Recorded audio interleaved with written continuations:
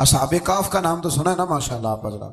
پہلے اس کی فضیلت میں ایک حدیث نہ بیان کروں. نبی کریم صلی اللہ علیہ وسلم نے فرمایا، یہ مسلم شریف کی حدیث ہے، دجال آئے گا قیامت کے قریب اور بڑے لوگوں کو گمراہ کرے گا.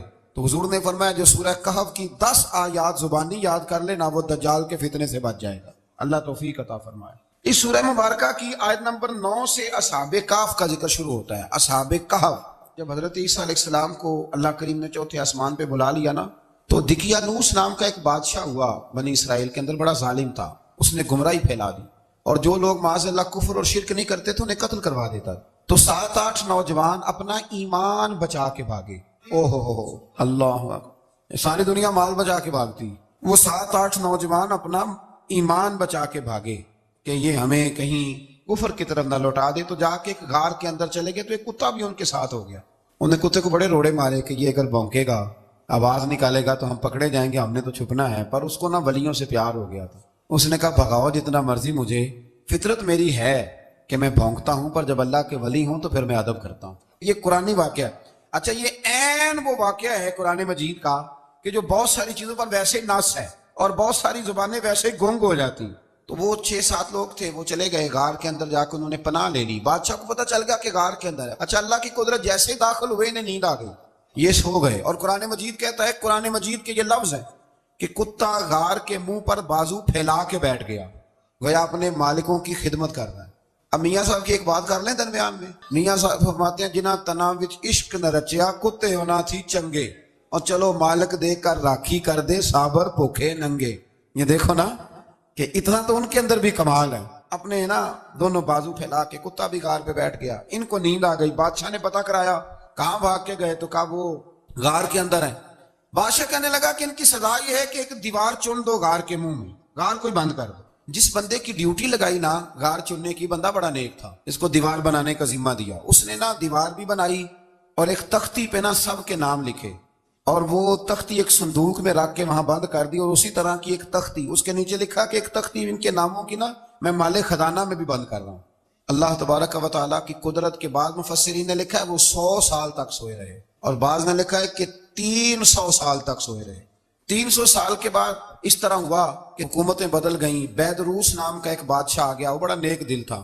اس نے ہر طرف حضرت عیسیٰ علیہ السلام کی شریعت کا پھر سے نعرہ بلند کیا. اب نا کچھ لوگ ایسے تھے جو منکر ہو گئے تھے کہ مرنے کے بعد دوبارہ کیسے اٹھیں گے. بادشاہ ایک دن اجرے میں گیا، جا کے دعا مانگی، یا اللہ کوئی ایسی بات دکھا جس سے لوگوں کا ایمان پکا ہو جائے. اس طرح کے بھی بادشاہ ہوا کرتے. تو رب کریم نے کہا میں نے تو پہلے ایک راز چھپا کے رکھا ہوا ہے، کھول دیتے ہیں. اس نے دعا مانگی اور ادھر کیا معاملہ ہوا، ایک چرواہا بکریاں چرانے والا وہاں سے گزرا. اس نے سوچا یہ دیوار ہے، اگر اس کا منہ کھول لوں نا کبھی تو میری بکریاں یہاں تھوڑا سا دھوپ کے اندر سستا لیا کریں گی. اس چرواہے نے کیا کیا کہ اس نے وہ دیوار گرائی تاکہ میری بکریاں اندر جایا کریں. وہ دیوار گرائی تو اس نے اندر 6-7 لوگ سوئے ہوئے دیکھے اور کتا بھی سویا ہوا دیکھا. اللہ تبارک و تعالیٰ اپنی قدرت سے، اپنے فضل سے ان کی کروٹیں بھی بدلتا رہا. اپنی قدرت سے ایک طرف انسان پڑا رہے نا تو اعضاء گل جاتے ہیں، ان کی کروٹیں بھی بدلی جاتی، مناسب روشنی بھی دی جاتی، حرارت بھی. اس نے دیوار گرائی تو ان کی آنکھ کھل گئی. ایک دوسرے سے کہنے لگے آج تو بڑی گہری نیند سوئے ہیں یار، آج تو لمبی نیند پوری کر لی، چلو بھوک بڑی لگی ہے ایک دوست کو بھیجو. یہ سارا واقعہ قرآن مجید میں موجود ہے، میں اپنے لفظوں میں بیان کر رہا ہوں. جاؤ ایک دوست کو بھیجو بازار سے نا کھانا لے آئے. پیسے وہی 300 سال پرانی کرنسی. وہ جب نان بھائی کی دکان پہ گیا نا سامان لینے، اس کو پیسے دیے تو نان بھائی نے ہاتھ پکڑ لیا، کہنے لگا میاں تو کدھر سے آیا، یہ کون سے پیسے؟ اس نے کہا پیسے کاہے کہ میں بھی سوچ رہا ہوں کہ حالات بدلے ہیں، سارے حضرت عیسیٰ کا کلمہ پڑھ رہے ہیں، ماحول اور ہے. اس نے کہا تیرے ہاتھ کوئی خزانہ لگ گیا. یہ تو ہم نام سنتے تھے کہ یہاں کوئی دقیانوس نام کا بادشاہ رہے، کوئی خزانہ، بتا کہاں سے لیے. شور ہوا، حاکم شہر تک خبر پہنچی، بادشاہ تک پہنچی. اس نے بتایا کہ بھائی ہم تو دقیانوس کے ڈر سے بھاگے ہیں، کل بھاگے ہیں یا آج سویرے، اتنا زیادہ ہمیں پتہ نہیں، کل یا آج سویرے بس نا اتنا سا ہمیں یاد ہے کہ ہم گئے تھے. بہرحال لوگ جمع ہو گئے، اکٹھے ہو گئے، غار تک پہنچے. اب جو غار کے اندر تھے وہ پتہ کہتے کہتے لگتا ہے ہمارا دوست پکڑا گیا ہے. پکڑا گیا ہے تو اب بندے جمع ہو، وہ اندر ڈر رہے تھے، تسبیح کر رہے تھے، اللہ کو یاد کر رہے تھے. ادھر یہ پہنچ گیا جب ان لوگوں نے یہ جیتا جاگتا رب کے فضل کا نمونہ دیکھا. اور بادشاہ نے کہا کہ یہ کیا ہے، صندوق کھولا تو اس کے اندر وہ تختی لکھی تھی کہ یہ ان کے نام ہے، یہ دقیانوس سے ڈر کے بھاگے ہوئے ہیں، یہاں یہ سو رہے ہیں، اور اسی کی ایک تختی میں نے فلاں جگہ بھی دفن کیا. وہ تختی بھی وہاں سے نکل آئی. اب سب لوگوں کی آنکھوں میں آنسو آئے اور سب کہنے لگے لا الہ الا اللہ، لا الہ الا اللہ، لا الہ الا اللہ. سب کہنے لگے ان اللہ علی کل شیء قدیر۔ جب ان کی بات پوری ہو گئی، لوگوں کے ایمان پختہ ہو گئے، تو اصحاب کہف کہنے لگے کہ ہمیں اب اجازت ہے، ہم پھر دوبارہ غار میں جاتے ہیں۔ وہ غار میں گئے تو رب نے پھر انہیں موت عطا فرمائی، نیند عطا فرمائی، تحفہ دیا۔ بادشاہ نے پھر اس کے آگے دیوار بنائی اور وہاں بادشاہ نے ایک مسجد تعمیر کرا دی، لوگ زیارت کرنے جاتے۔ یہ اصحاب کہف کا ذکر ہے۔ اب یہاں ہمارے مفسرین نے لکھا ہے کہ وہ جو کتا تھا نا، وہ بھی ساتھ ہی تھا۔ اللہ قیامت والے دن اسے انسانی، یا تو انسانی شکل ملے گی، یا جیسے رب کا فضل ہوگا رب کریم اسے بھی جنت عطا فرمائے گا۔ اس نے تبلیغ کی دین کی، اس نے کیا کیا؟ تبلیغ کی، نمازیں پڑھی، روزے رکھے، حج کیا، 10 ہوتے صحیح اس کیتا کی۔ اسی آنکھیں نا خدا کے فضل سے ہم پر ہے سایہ غوث اعظم کا، ہمیں دونوں جہاں میں ہے سہارا غوث اعظم کا۔ لوگ پریشان ہو جاتے ہیں، کہتے ہیں کس طرح کی بات کرتے ہو تم؟ میں نے کہا اصل میں تیرا عقیدہ کچا ہے۔ وہاں تو کتا چلا جائے ولی کے پاس تو رب اسے جنت دے دیتا ہے، تو جھیکتا جاتا مومن جائے تو اللہ کیوں فضل نہیں فرماتا؟ اس سے آگے نا پھر آیت نمبر 32 ہے، اس میں اللہ تبارک و تعالیٰ نے 2 لوگوں کا واقعہ بیان کیا ہے۔ فرمایا ایک شخص کے انگوروں کے باغات تھے اور چاروں طرف سے انہیں کھجوروں کے درختوں نے گھیر رکھا تھا، اور درمیان میں کھیتی بھی تھی اور بیچ میں دریا بھی بہ رہا تھا، اور ان باغات نے بہت عمدہ فصل دی۔ ایک دن یہ شخص اپنے ساتھی سے کہنے لگا میرا مال اور افرادی قوت تم سے زیادہ ہے، مجھے یقین ہے کہ یہ باغ کبھی برباد نہیں ہوگا۔ اول تو مجھے قیامت کا یقین ہی نہیں معاذ اللہ، لیکن اگر قیامت آئی تو مجھے وہاں سے بھی بہتر مال ملے گا۔ اس کے دوسرے ساتھی نے کہا تو اپنی اصل کو بھول گیا ہے اور تو نے اپنے خالق کی ناشکری کی جو کہ وحدہ لا شریک ہے۔ اگر تم نے باغ میں داخل ہوتے وقت ماشاءاللہ لا قوت الا باللہ کہہ دیا ہوتا تو یہ تمہارے حق میں بہتر ہوتا۔ اگرچہ مال اور اولاد میں تم سے کم ہوں، لیکن میرا ایمان یہ ہے کہ اللہ تعالیٰ مجھے اس سے بہتر نعمت عطا کرے گا، اور آسمان سے کوئی آفت آئی اور تمہارا باغ تباہ و برباد ہو جائے گا، یا اگر اس کا پانی زمین میں دھس گیا تو پھر تم اسے تلاش نہ کر پاؤ گے۔ بالآخر اس شخص کا باغ برباد ہو گیا۔ وہ جو کہتا تھا نا مجھے یقین نہیں قیامت نہیں آئے گی، اس کا باغ ہی، اور وہ کفِ افسوس ملتے ہوئے کہنے لگا کاش میں نے شرک نہ کیا ہوتا، لیکن پھر اس کا کوئی نہ مددگار تھا اور نہ حمایتی۔ آیت نمبر 45 میں اللہ تعالیٰ نے دنیا کی زندگی کی ناپائیداری کو ایک مثال سے بیان فرمایا کہ آسمان سے بارش نازل ہوئی، گھنا سبزہ نکلا، پھر وہ سوکھ کر چورا چورا ہو گیا، جسے ہوا اڑا کے لے گئی۔ مال اور بیٹے تو محض جیتی دنیا کا سنگار ہے، جب تک تم زندہ ہو تب تک مال بھی ہیں اور بیٹے بھی ہیں۔ والباقیات الصالحات، اگر کچھ ہے باقی رہے گی تو تمہارے اچھے اعمال باقی رہیں گے، اور اگر اولاد نیک ہوئی تو وہ بھی باقیات الصالحات میں شامل ہو جائے گی۔ آیت نمبر 47 سے فرمایا کہ قیامت کے دن تمام روئے زمین پر ایک کھلے میدان کی صورت میں ہوگا، سب لوگ صف باندھے رب کے حضور اکیلے حاضر ہوں گے اور اپنے اعمال ناموں کو دیکھ کر خوف زدہ ہوں گے، کہیں گے ہائے افسوس اس اعمال نامے کو کیا ہوا، اس نے نہ کوئی صغیرہ گناہ چھوڑا نہ کبیرہ، مگر سب کو شمار کیا۔ آیت نمبر 50 میں حضرت آدم علیہ السلام کو فرشتوں کے سجدہ، ابلیس کی نافرمانی اور شیطان اور اس کی ذریت کے انسان کے دشمن ہونے کا بیان۔ آگے پھر ذکر شروع ہو جاتا ہے حضرت موسیٰ علیہ السلام اور حضرت خضر علیہ السلام کا۔ یہ لفظ خضر بھی ہے اور خضر بھی ہے، یہ 2-3 طریقوں سے پڑھا جاتا ہے۔ حضرت خضر کے بارے میں مختلف روایات ہیں کہ یہ ولی ہیں کہ نبی ہیں، لیکن مضبوط رائے اکثر بزرگوں کی یہی ہے کہ یہ بھی اللہ کے نبی ہیں، اور بعض نے لکھا ہے یہ ہمیشہ سے زندہ ہیں۔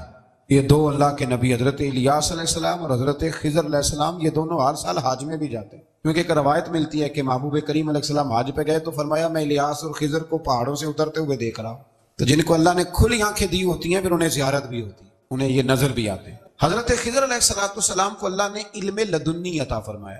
یہ علم لدنی اللہ جس کو اپنے پاس سے عطا کر دے اس کو علم لدنی کہتے ہیں۔ حضرت موسیٰ علیہ السلام ایک دن تقریر کرتے ہوئے کسی نے پوچھا کہ آپ سب سے بڑے عالم ہیں، فرمایا الحمدللہ۔ تو اللہ کریم نے فرمایا نہیں ہے موسیٰ کلیم آپ سے بڑے بڑے بھی ہیں، ہمارے یہاں مسئلہ ہے پا نہ پڑی، اور لوگ مناظرہ کرنے آتے ہیں۔ کئی دفعہ لوگ نا مسئلہ بتاتے ہیں تو میں کہتا ہوں جناب آپ نے بتا دیا کہ اب آپ نے حکم کرنا ہے۔ کبھی کبھی کچھ لوگ ایسی باتیں کرتے ہیں وہ جی آپ ایک بندے کا نام لیتے ہیں ذکر کرتے ہیں، تو میں نے کہا چلو ہم نے بھی کہیں کچھ پڑھا ہی ہوگا نا تبھی تو ذکر کرتے ہیں، لیکن جو آتے ہیں نا لوگ وہ مشورہ تو ہمارے دور میں ہے ہی نہیں، جس نے جو لائن پڑھ لیا وہ اس میں پکا ہو گیا، سارا نہیں نہ پڑھا، سارا پڑھے پھر بات سمجھ میں آتی ہے۔ حضرت موسیٰ کلیم اللہ کے نبی ہیں اور کیا بات ہے ان کی، اور یہ بھی اللہ کا فضل ہوا حضرت موسیٰ نے یہ بات کی تبھی تو ہمیں اتنی شاندار حکمتوں کے پھول ملے، یہ بھی حضرت موسیٰ کا ہی کمال ہے۔ تو حضرت موسیٰ نے کہا کہ اے اللہ وہ جو مجھ سے بڑا ہے عالم ہے وہ کہاں ملے گا جس سے میں حکمت کی بات سیکھوں؟ تو فرمایا جہاں مجمع البحرین ہے نا 2 دریا ملتے ہیں وہاں وہ ملے گا۔ حضرت موسیٰ کلیم سے اللہ نے فرمایا کہ جاؤ جہاں 2 دریا ملیں گے نا وہاں تمہیں وہ شخص ملے گا۔ تو یا اللہ میں کس طرح؟ فرمایا زادرہ ساتھ لے جاؤ، کھانے پینے کا سامان۔ حضرت موسیٰ کلیم لے گئے، مچھلی بھی لے گئے۔ فرمایا یہ مچھلی جہاں تمہارے برتن سے نکل کے دریا میں داخل ہو، وہاں دریا میں شگاف پڑ جائے گا، وہاں وہ تمہیں شخص ملے گا۔ حضرت موسیٰ نے اپنے خادم حضرت یوشع بن نون علیہ السلام کو بھی ساتھ لیا۔ یہ بعد میں حضرت موسیٰ علیہ السلام کے جانشین ہوئے۔ یہ دونوں سفر پہ نکل گئے، ایک جگہ پہ پہنچے جہاں پہاڑ تھا، ساتھ دریا بھی تھا، اس کے نیچے آرام کرنے لگے۔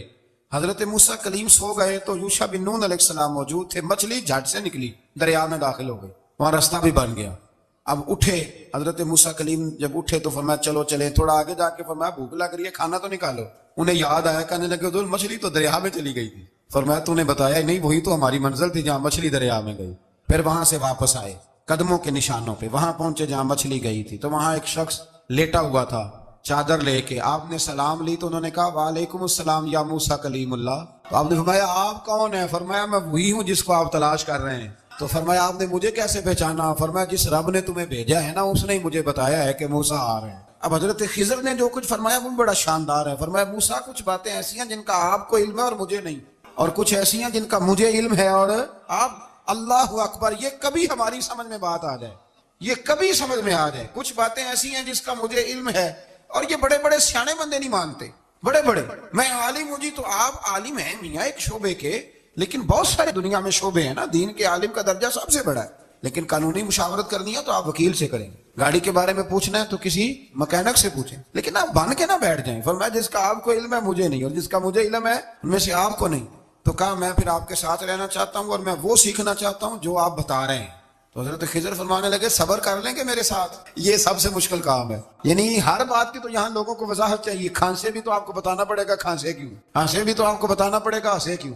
بھئی بزرگ ہیں، بزرگوں کی باتوں میں حکمتیں ہوتی ہیں، لیکن ہم حکمت کی طرف جانے کو تیار نہیں ہوتے۔ ہمیں تو فوری طور پہ جواب چاہیے، حل چاہیے۔ حضرت موسیٰ علیہ السلام جناب خضر کے ساتھ چلے۔ فرمایا صبر کروں گا، میں چلتا ہوں آپ کے ساتھ۔ دریا کے قریب گئے کشتی میں بیٹھنے کے لیے، تو کشتی والوں نے حضرت خضر کو پہچان لیا، بغیر کرائے کے سوار کرایا، اور جب پار اترنے لگے تو حضرت خضر نے کشتی کا ایک تختہ ہی توڑ دیا۔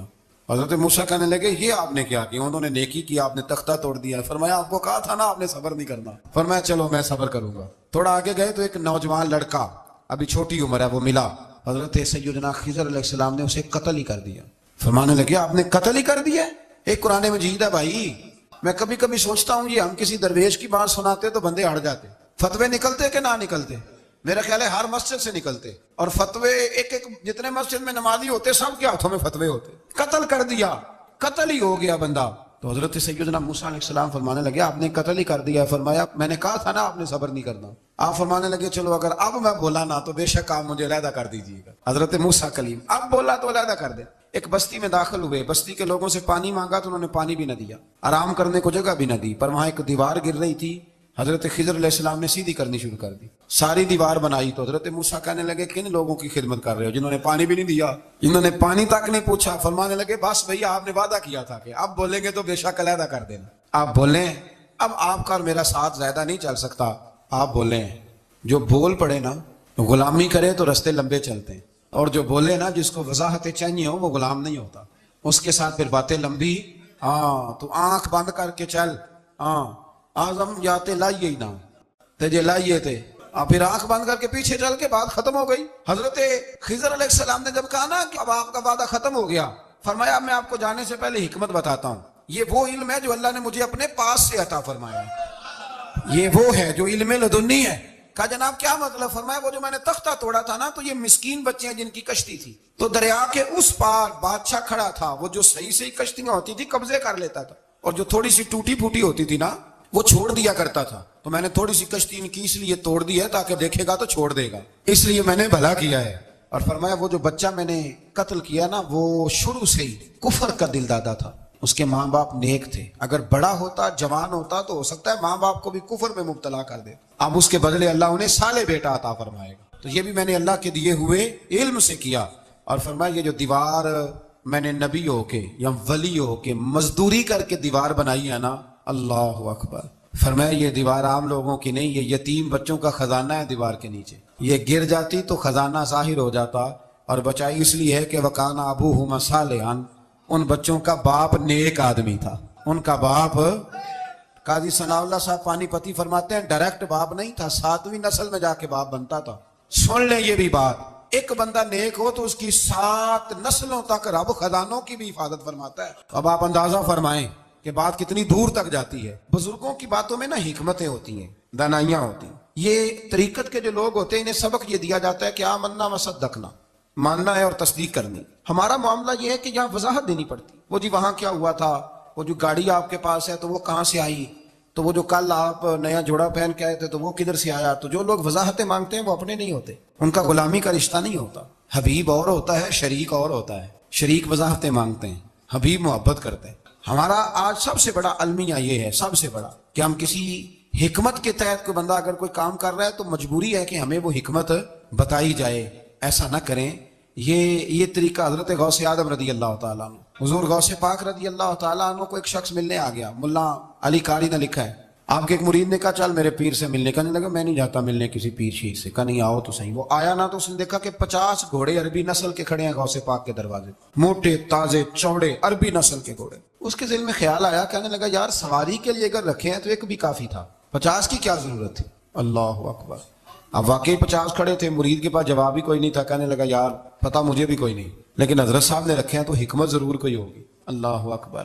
وہ چلے گئے واپس۔ وہ روز تنقید کرتا، کیسا تیرا پیر ہے 50 گھوڑے رکھے ہوئے، کیسے تیرا پیر ہے 50 گھوڑے رکھے ہوئے۔ کچھ دن گزرے تو ملا علی قاری کہتے ہیں وہ اعتراض کرنے والے کے پیٹ میں کوئی تکلیف ہوئی، بغداد کے سب سے بڑے طبیب کے پاس گیا۔ اس نے کہا تیرا تو جگر تباہ ہو گیا ہے، عربی نسل کا ایک گھوڑا چاہیے، اس کو ذبح کریں گے، اس کا جگر نکالیں گے، اس کی دوائی بنا کے تجھے کھلائیں گے اور 50 گھوڑے ہوں گے تو بچے گا۔ اب پریشان ہو گیا، کہنے لگا گھوڑے ہیں تو صحیح، پر جو میں حال کر رہا ہوں گا گھوڑے تو نہیں ملیں گے، میرا تو جوتوں والا کام ہے، وہ شاید مل جائیں۔ لیکن جب انسان مرنے لگتا ہے تو پھر اس کو ڈوبتے کو تنکے کا سہارا۔ اپنے دوست کے پاس گیا، کہنے لگا چل تیرے پیر کے پاس چلیں۔ اس نے کہا تجھے نہیں لے کے جانا، تو تنقید کرتا ہے۔ کہتا ہے ایک دفعہ چاہیے کیا، کہا گھوڑے۔ کہنے لگا تیرے لیے رکھے ہیں کوئی، جا دوڑ جا، میرے حضرت صاحب کی ضرورت کیا ہے۔ لیکن جب غوث اعظم کی خانقاہ میں داخل ہوئے نا تو حضور غوث اعظم اٹھ کے ملے۔ اللہ والے دلوں میں باتیں نہیں رکھتے، ماتھا چوما اور فرمانے لگے میاں تو ایک دن نا میری گلی سے گزر رہا تھا تو میری تیرے اوپر نظر پڑی، تو مجھے نظر آیا تو بیمار ہوگا اور تیرا علاج عربی نسل کے 50 گھوڑوں کی وجہ سے ہوگا، تو میں نے تیرے لیے لا کے کھڑے کیے ہوئے ہیں، تیرے لیے ہی کھڑے کیے ہیں۔ تو نا گھر بھی لے جانے کی ضرورت نہیں، چارہ بھی میرے مرید ہی ڈال دیا کریں گے۔ تو اس طرح کرنا، روز آنا ایک گھوڑا لے جانا، پھر اگلے دن آنا تو دوسرا۔ وہ خدا کے بندے تیرے لیے رکھے تھے تو تنقید کر رہا ہے۔ اللہ کے بندے پردہ پوش ہوتے ہیں۔ ہاں شرط یہ ہے کہ وہ بندہ صالح ہو، دیندار ہو، وہ والا پیر نہ ہو جو نماز بھی نہ پڑھے اور گھوڑے 15 رکھے ہوئے ہوں اس نے، وہ والا معاملہ نہ ہو۔ تو میرے عزیز یہ یاد رکھیں کہ اللہ تبارک و تعالیٰ کا بندہ جب آپ کا روحانی علاج کرتا ہے نا، روحانی علاج سے مطلب جادو ٹونے کا علاج نہیں، روحانی علاج وہ ہوتا ہے کہ میرے گناہوں کا علاج ہو جائے، حسد بغض کینہ عداوت یہ نکل جائے۔ تو وہ کچھ ایسے نسخے بتاتا ہے جو سمجھ میں مرید کی نہیں آتے لیکن وہ ضروری ہوتے ہیں۔ انہی نسخوں کو استعمال کرنے سے انسان کا فائدہ ہوتا ہے۔ جی کرنے والے لوگ ہمیشہ کامیاب رہتے ہیں، وہ ماں باپ کے آگے کریں، استاد کے آگے کریں، شیخ کے آگے کریں۔ اور جن کو وضاحتوں کی ضرورت ہوتی ہے، ہاں ایک شرعی بات ضرور ہے، وہ ضرور سن لیں۔ اگر آپ کو کہیں کچھ شرعی قباحت نظر آئے جو قرآن و سنت سے ٹکراتی ہو تو وہ آپ پر فرض ہے آپ اپنے مرشد سے پوچھیں۔ کتنی بڑی بات کر رہا ہوں، یعنی جو چیز قرآن و سنت سے ٹکرا رہی ہو اس کی وضاحت طلب کرنا ضروری ہوتا ہے، اور جو دین سے نہ ٹکرائے اس پر آپ وضاحتیں پوچھتے ہیں تو پھر اس کا مطلب ہے کہ آپ علاج کرانے میں سنجیدہ نہیں ہیں۔ اللہ تعالیٰ قرآن مجید کو سمجھنے کی توفیق۔ امام شافعی فرماتے ہیں جن گھروں میں لوگ فجر کی نماز کے وقت سوئے ہوتے ہیں ان گھروں میں رزق نہیں آتا۔ آپ فرماتے ہیں فجر کا وقت اللہ کے دینے کا وقت ہے، اس وقت اللہ بانٹتا ہے۔ حضور صلی اللہ علیہ وسلم کا فرمان ہے نا حدیث میں کہ تہجد کے وقت اللہ پہلے آسمان پہ نزول اجلال فرماتا ہے جو اس کی شان کے لائق ہے تہجد کے وقت، اور وہ کہتا ہے مانگو میں تمہیں عطا کروں گا۔ جو لینے کی باری آئے تو بندہ سمیٹ سماٹ کے اندر گھس جائے۔ ہمارے ہاں یہ ہوتا ہے کہ عشاء کے بعد بچے بیٹھتے ہیں موبائل لے کے، تہجد کا وقت آتا ہے تو ان کی آنکھیں بند ہونی شروع ہوتے ہیں، تو لینے کے وقت تو سویا تھا، ذرا مسئلہ کیسے حل ہوگا؟ بھائی جب کوئی آدمی خیرات بانٹ رہا ہو تو جو پیالہ پیچھے کر لے اسے ملے گا؟ کہتے ہیں اس وقت آنا جب میں بانٹ رہا تھا، اب تو کدھر آ گیا ہے؟ مثال دے رہا ہوں۔ تو فجر کا وقت مانگنے کا ہے، تو ساری رات تو گزر گئی گیمیں کھیلتے، ٹی وی دیکھتے، اور جو لینے کا وقت تھا تو سو گیا، تو کیسے آئے گا تیرے پاس؟ تو اٹھے سویرے بندوں سے مانگ کے دیکھ لیا، بڑی عزتیں خراب ہوئی، فجر کا وقت اٹھ کے جھولی پھیلائے۔ میرے رسول پاک علیہ السلام فرماتے ہیں، رب فرماتے ہیں جب بندے میرے آگے جھولی پھیلاتے ہیں مجھے شرم آتی ہے، کیسے خالی واپس کر دوں؟ سورہ طلاق۔ 2-3 نمبر آیت کی گھر جا کے تلاوت کریں. رب کریم نے فرمایا وَمَن يَتَّقِ اللَّهَ يَجْعَل لَّهُ مَخْرَجًا. فرمایا جب تو اللہ سے ڈرے گا تو اللہ ہر مشکل سے نکلنے کا تجھے رستہ عطا فرما دے گا. اور کیا خوبصورت انداز ہے قرآن مجید کا, اور ہم نے اس کا لاکھوں بار تجربہ کیا, بیسوں اور سینکڑوں بار یہ چیز ذاتی طور پر پریکٹیکل سے گزری. اللہ نے فرمایا ہر مشکل سے نکلنے کا رستہ بھی دے گا, وَيَرْزُقْهُ مِنْ حَيْثُ لَا يَحْتَسِبُ, اور اللہ تجھے وہاں سے رزق دے گا کہ تو نے کبھی سوچا بھی نہیں ہوگا. وَيَرْزُقْهُ مِنْ حَيْثُ لَا يَحْتَسِبُ, سے دے گا کہ تو نے کبھی سوچا بھی. ایک صحابی تھے حضرت عوف بن مالک رضی اللہ تعالیٰ, کہتے میرا بچہ کافروں نے قید کر لیا, گھر میں غربت پہلے بڑی زیادہ تھی, میں دروازہ رسول پہ آیا, حضور اب کیا کروں؟ تو کہتے ہیں نبی پاک نے فرمایا بھروسہ اللہ کی ذات پہ کر, توکل اللہ کی ذات پہ کر, اور گھر جا کے تسبیح لے کے میاں بیوی بیٹھ جاؤ اور پڑھو لا حول ولا قوت الا باللہ العلی العظیم, جاؤ پڑھو جا کے. کہتے ہیں میں گھر بیٹھا, ابھی چند تسبیحاں پڑھی تھی کہ دروازے پہ دستک ہوئی, دروازہ کھولا تو میرا بیٹا دروازے پہ کھڑا تھا, پلٹ کے دیکھا تو 400 بکریاں بھی لایا تھا. اور میں نے کہا بیٹا یہ کیسے آ گئی؟ کہنے لگے ابا جی مجھے ایک حویلی میں کافروں نے قید کیا ہوا تھا, میں بڑا پریشان تھا, لیکن ابھی تھوڑا دیر پہلے پتہ نہیں کیا ہوا ہے, میں نے یوں ہاتھ ہلایا تو رسیاں کھل گئی, باہر نکلا ہوں تو 2-3 بندوں پہ نیند کا ایسا غلبہ تھا کہ بے ہوش ہو کے گرے ہوئے تھے. 400 بکریاں بھی تھی, میں نے دروازہ کھولا, بکریاں میرے ساتھ دوڑنے لگ گئی ہے, تو میں 400 بکری بھی لے آیا ہوں, پلٹ پلٹ کے دیکھتا رہا ہوں, پر میلوں کا سفر ہوا وہ آئے ہی نہیں. تو والد کہنے لگے بیٹا چلو پہلے مصطفیٰ کریم سے جا کے پوچھ لیں, دیکھیں کیسے مالی مسئلے حل ہوتے ہیں. حضور سے جا کے پوچھیں کہ ہمارے لیے جائز بھی ہے کہ نہیں.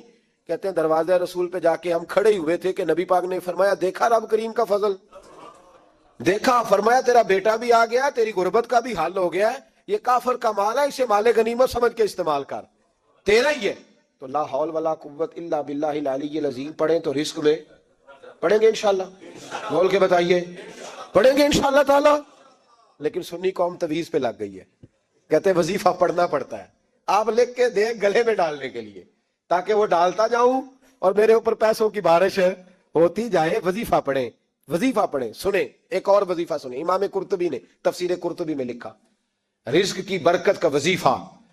امام قرطبی نے لکھا ہے حضرت انس بن مالک رضی اللہ تعالیٰ عنہ کہتے ہیں ایک شخص حضور کی بارگاہ میں آیا, کہا یا رسول اللہ صلی اللہ علیہ وسلم غربت بڑی ہے, بڑا دکھی ہوں, بڑا پریشان ہوں. تو حضور نے وظیفہ بتایا, فرمایا جب بھی گھر جاؤ نا گھر والوں کو سلام کہنی ہے, السلام علیکم, یعنی کب کہنی ہے؟ جب بھی جاؤ. کب کہنی ہے؟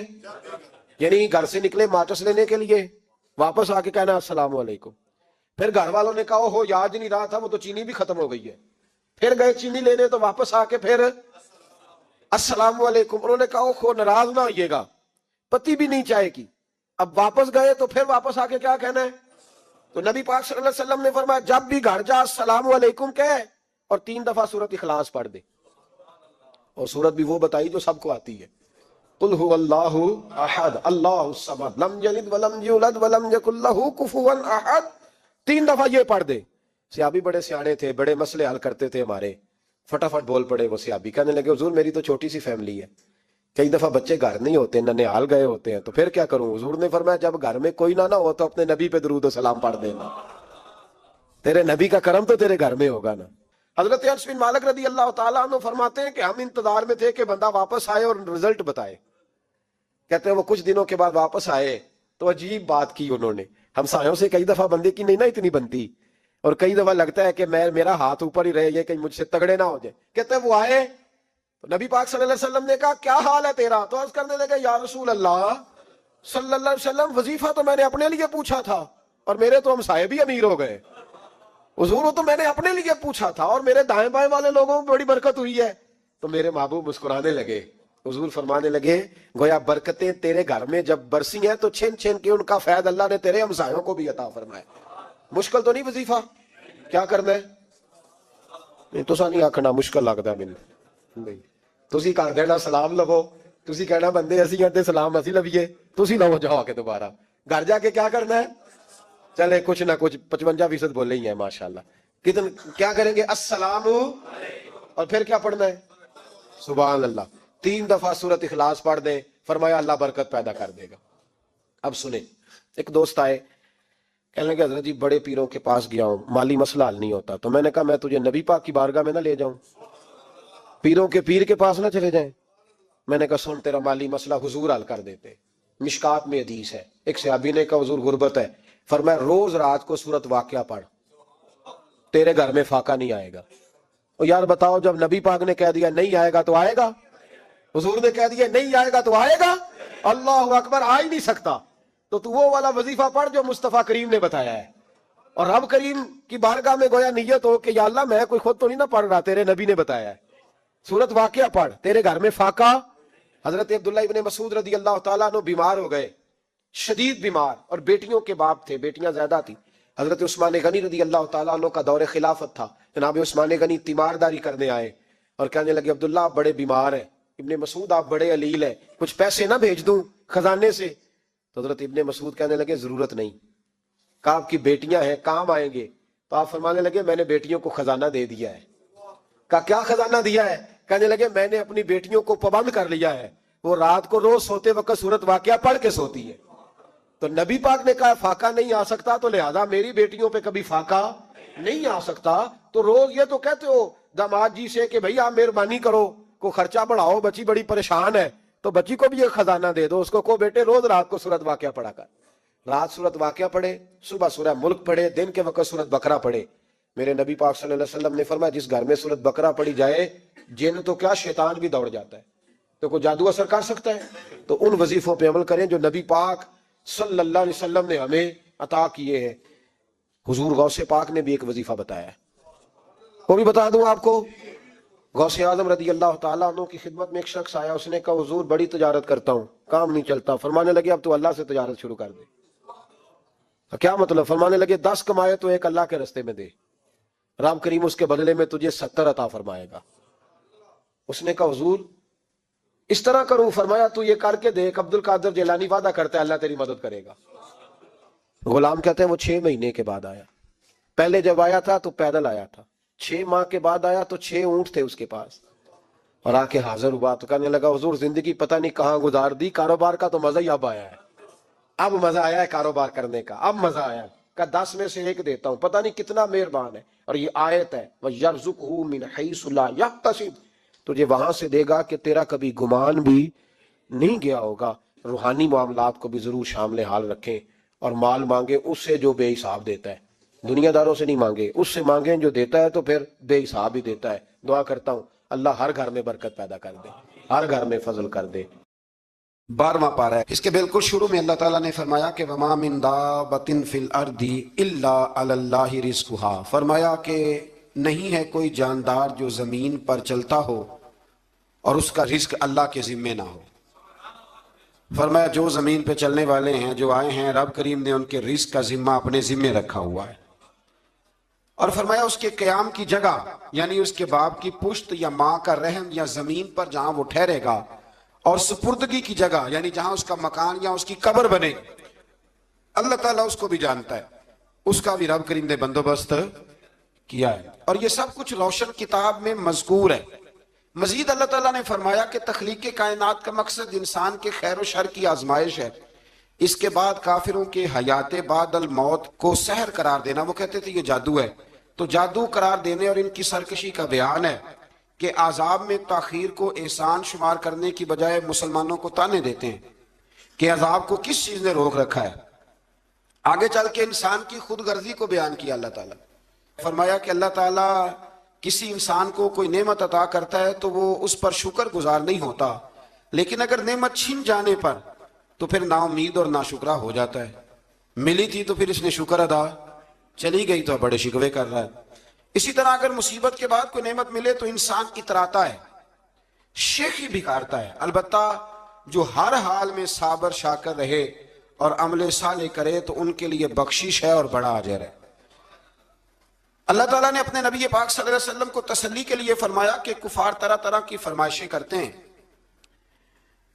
کہتے ہیں کہ آپ پر کوئی خزانہ کیوں نازل نہیں کیا گیا, آپ اور آپ کے صحابہ غربت میں وقت گزارتے ہیں, تو معاذ اللہ یہ وہ طعنہ دیتے تھے کہ کوئی خزانہ کیوں نہیں نازل کیا گیا, اور آپ کی تائید کے لیے فرشتہ کیوں نہ اترا. آپ اس پر تنگ دل نہ ہوں, آپ کا کام تو صرف لوگوں کو عذاب الہی سے ڈرانا ہے. اس صورت میں بھی قرآن کریم کے کلام الہی ہونے کا انکار کرنے والے کو چیلنج دیا گیا ہے کہ اپنے تمام حمیتیوں کو ملا لو اور قرآن پاک جیسی 10 صورتیں بنا کے دکھاؤ، لیکن بنا سکتے؟ آیت نمبر 15 میں ارشاد فرمایا کہ دنیا اور اس کی زینت کے طلبگاروں کو ان کے اعمال کا اجر اسی دنیا میں مل جائے گا، لیکن آخرت میں پھر ان کا کوئی حصہ نہیں ہوگا، اجر آخرت کے اعتبار سے ان کے اعمال باطل ہو جائیں گے۔ آیت نمبر 17 میں قرآن کی حقانیت کا انکار کرنے والوں کے لیے نار جہنم کی وعید کا ذکر ہے، اور قرآن کے اللہ کی جانب سے حق ہونے اور بغیر کسی شک کے اس پر ایمان لانے کا ذکر ہے۔ اس کے بعد اللہ تعالیٰ پر جھوٹ باندھنے والوں اور اللہ کے رستے سے روکنے والوں کا ذکر کیا گیا کہ قیامت کے دن ان پر گواہ پیش ہوں گے کہ یہ اپنے رب پر جھوٹ باندھتے تھے، اور ان پر اللہ کی لعنت، ان کے لیے دوہرے عذاب اور آخرت میں ان کی یقینی ناکامی کا ذکر ہے۔ یہاں ایک بات آپ سے بھی عرض کروں، ہم بھی کئی دفعہ نا بھولے پان میں کہہ دیتے اللہ نے یہ بھی تو فرمایا نا جی قرآن میں، تو جب تک آپ پڑھ نہیں لیتے یا سن نہیں لیتے تب تک یہ جملہ بولنے کی ضرورت ہے۔ اسی طرح نبی پاک علیہ السلام نے فرمایا جس نے مجھ پر جھوٹ باندھا، جھوٹی حدیث بیان کی، وہ میں نے کہا ہی نہیں تھا پر اس نے جھوٹی حدیث بیان کی، تو حضور فرماتے اس نے حدیث نہیں سنائی بلکہ اپنا جہنم کے اندر مکان بنا لیا ہے۔ تو قرآن و سنت کے معاملے میں جس چیز کا علم نہ ہو، جس کی پوری خبر نہ ہو، آپ اس کے حوالے سے کوئی بات کر سکتے؟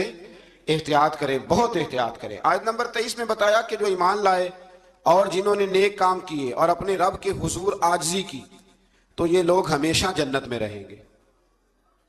مزید فرمایا کہ مومن اور کافر کی مثال ایسی ہے جیسے اندھا اور بینا، مومن گویا دیکھنے والا ہے اور کافر گویا اندھا ہے اور بہرا اور سننے کی صلاحیت رکھنے والا۔ آیت نمبر 25 سے 23 تک میں پھر حضرت نوح علیہ السلام اور ان کی قوم کے حالات بیان ہوئے کہ نوح علیہ السلام نے جب اپنی قوم کو توحید کی دعوت دی اور انکار پر عذاب الہی سے ڈرایا تو قوم کے سرداروں نے ان سے کہا، بھلا کیا کہا؟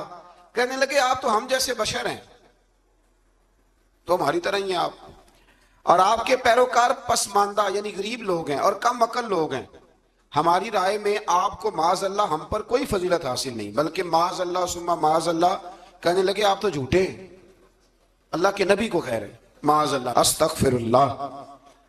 نوح علیہ السلام نے جواب دیا کہ میں اپنے رب کی جانب سے واضح دلیل رکھتا ہوں اور اس نے مجھے رحمت سے نوازا ہے، لیکن تم میرے مقام کو سمجھنے کی صلاحیت نہیں رکھتے، تم اتنی صلاحیت رکھتے نہیں ہو۔ اور پھر ارشاد فرمایا کہ میں تم سے دعوت حق کے سلے میں کسی اجر کا طلبگار نہیں ہوں اور نہ ہی میں اہل ایمان کو اپنے پاس سے دھتکارنے والا ہوں، اور میں نے یہ دعویٰ بھی نہیں کیا کہ میرے پاس اللہ کے خزانے ہیں، اور نہ میں از خود غیب جاننے والا ہوں، اور نہ ہی میں یہ کہتا ہوں کہ میں فرشتہ ہوں، نہ میں یہ کہتا ہوں کہ جن لوگوں کو تم اپنی نظروں میں حقیر جانتے ہو اللہ انہیں خیر سے نہیں نوازے گا۔ فرمایا یہ ٹھیک ہے کہ اللہ بشروں میں سے رسول بناتا ہے، پر جسے بناتا ہے پھر اسے بڑی شانیں عطا فرماتا ہے۔ پہلے دن سے انسان کا یہ مسئلہ ہے، پہلے دن سے انسان کا یہ مسئلہ ہے کہ وہ کہتا ہے میں انسان سے ہدایت حاصل کروں، لیکن رب نے بھی قانون بنایا ہے کہ اللہ تبارک و تعالیٰ بندے پر ہی وحی فرماتا ہے، فرشتوں اور جنوں کو اللہ نے اس منصب کے لیے منتخب نہیں فرمایا۔ قوم نوح نے کہا کہ آپ نے ہم سے بہت بحث کی معاذ اللہ، پس جس عذاب سے آپ ہمیں ڈرا رہے ہیں وہ لے آئیے۔ تو نوح علیہ السلام نے کہا کہ اللہ چاہے گا تو تم پر عذاب بھی آ جائے گا۔ آیت نمبر 37 سے 47 میں بتایا کہ اللہ تعالیٰ کی طرف سے نوح علیہ السلام کو حکم ہوا کہ ہماری نگرانی میں اور ہماری وحی کے مطابق آپ کشتی بنائیے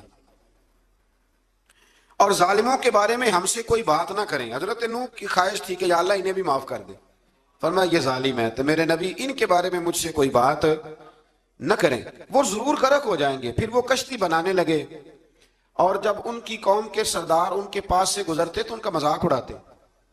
یہ آپ کیا کر رہے ہیں؟ آج بھی وزیر مشیر بڑے بڑے لوگ اللہ ماشاءاللہ دینداروں کا مذاق اڑاتے نہیں؟ اڑاتے ہیں کہ نہیں اڑاتے مذاق؟ یہ کن کا طریقہ ہے؟ یہ تو قرآن مجید کہہ رہا ہے کہ حضرت نوح کی قوم جو کافر تھی ان کا طریقہ ہے اہل ایمان کا مذاق اڑانا۔ تو وہ مذاق اڑانے لگے۔ نوح علیہ السلام نے کہا کہ وہ وقت آنے والا ہے کہ جب تمہارا مذاق اڑایا جائے گا اور تمہیں پتہ چل جائے گا کہ رسوا کن عذاب کس پر آئے گا۔ اللہ تعالیٰ نے فرمایا جب ہمارا حکم عذاب آ پہنچا اور تندور ابلنے لگا، تندور سے آگ نکلا کرتی ہے، پانی نہیں نکلا کرتا، پر نوح علیہ السلام کی قوم پر جب عذاب آیا تو پانی تندور سے نکلا، تندور سے اللہ نے پانی نکالا، جہاں سے پانی نکلا نہیں کرتا، تندور ابلنے لگا۔ اللہ اکبر۔ تو اللہ تبارک و تعالیٰ نے فرمایا تو ہم نے نوح علیہ السلام سے کہا کہ آپ خود اور اپنے گھر والوں کے ساتھ اس کشتی میں سوار ہو جائیں، اور اہل ایمان کو بھی سوار کر لیں، اور ہر چیز کے جوڑے یعنی نار اور مادہ کو سوار کر لیں، اور ان کے ساتھ ایمان والے بہت کام تھے۔ حضرت نوح علیہ السلام دعائیں پڑھتے ہوئے سوار ہو گئے۔ پھر کیا ہوا، کشتی انہیں پہاڑوں جیسی موجوں میں لے جا رہی تھی کہ نوح علیہ السلام الگ کھڑے ہوئے اپنے بیٹے سے فرمانے لگے، اے بیٹے ہمارے ساتھ کشتی میں سوار ہو جا اور کافروں کے ساتھ نہ رہو۔ اس نے یعنی نوح علیہ السلام کے بیٹے نے کہا کہ میں آپ کے ساتھ نہیں بیٹھوں گا، ابھی کوئی پہاڑ آئے گا تو میں پہاڑ کی پناہ لے لوں گا۔ اگر کسی نیک آدمی کا بیٹا کبھی غلط نکل آئے تو اس کا مطلب یہ نہیں کہ اس نے تربیت ٹھیک نہیں کی، ہاں یہ اعتراض چھوڑ دیں، اس لیے کہ نوح علیہ السلام کا بیٹا کافر ہو گیا، اور جب سیلاب نظر آیا تو اس سے کہا کہ آجا سوار ہو جا، تو کہنے لگا میں نہیں بیٹھوں گا، میں تو کسی پہاڑ کی پناہ لے لوں گا اور میں اس کے اندر چھپ جاؤں گا اور وہ پہاڑ مجھے پانی سے بچا لے گا۔ نوح علیہ السلام نے کہا آج اللہ کے حکم کے سوا کوئی بچانے والا نہیں ہے سوائے اس کے جس پر اللہ رحم فرمائے۔ پھر ان دونوں کے درمیان موج حائل ہو گئی، ایسے ایک موج اٹھی اور حضرت نوح کا بیٹا ڈوب گیا۔ اور جب حضرت نوح کا بیٹا ڈوبا، اللہ کی طرف سے حکم ہوا اے زمین اپنا پانی نگل لے، اے آسمان تھم جا، پانی خوش ہو گیا، اللہ کا فیصلہ نافذ ہو گیا اور کشتی کوہ جودی پر ٹھہر گئی۔ نوح علیہ السلام نے اللہ سے التجا کی، کیا میرے پروردگار میرا بیٹا اور میرے اہل سے ہے، اور تیرا وعدہ سچا ہے کہ تو میرے اہل کو بچا لے گا۔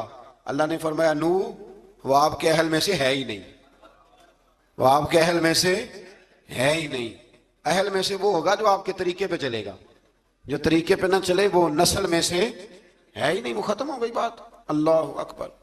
اس کے اعمال ٹھیک نہیں، جس بات کی حقیقت کا آپ کو معلوم نہ ہو اس کے بارے میں سوال نہ کریں۔ تو نوح علیہ السلام نے اللہ تعالیٰ سے اپنی اس اجتہادی خطا پر مغفرت اور رحم کی دعا کی۔ پھر طوفان نوح تھم جانے کے بعد وہ سلامتی کے ساتھ اتر گئے۔